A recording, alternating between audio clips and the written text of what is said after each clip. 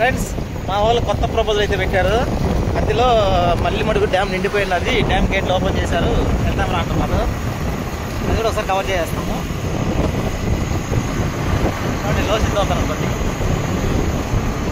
Friends, మనమైతే Mallimadugu Chelluru dam నుంచి అయితే వెళ్తున్నాము. మల్లిమడుగు రిజర్వాయర్ వచ్చి రేణిగుంట నుంచి కడప రోడ్లో అమరా హాస్పిటల్ తర్వాత రైల్వే గేట్ వస్తుంది కదా, రైల్వే గేట్కి ఆపోజిట్ నుంచే జస్ట్ 2 కిలోమీటర్ దూరంలో అయితే మల్లిమడుగు రిజర్వాయర్ ఉంటుంది.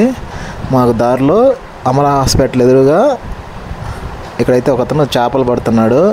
చూడండి, ఒక గాలానికే ఎన్ని చేపలు పడ్డాయో చూడండి, ఎంత కష్టపడుతున్నాడో చేపలు పట్టడానికి.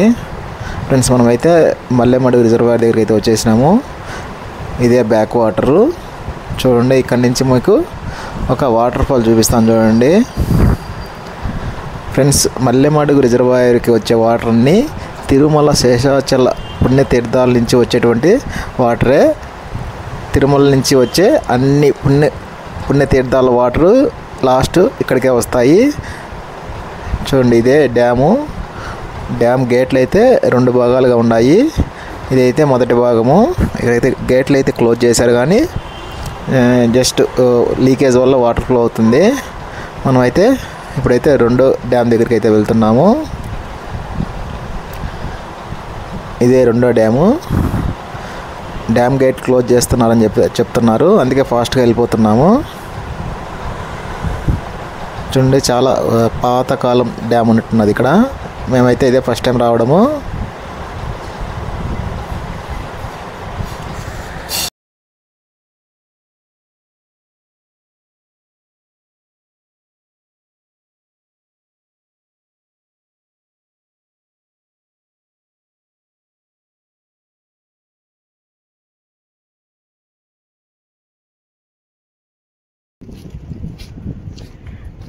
నీళ్ళు అయితే ఎక్కువ లేవు, గేట్లు అయితే ఓపెన్ చేశారు.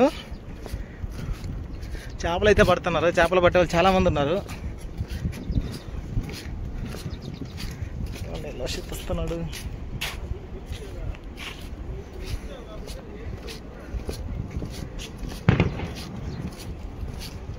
చూపిస్తాను చూడండి. ఇక్కడైతే గేట్లు అయితే ఓపెన్ చేశారు.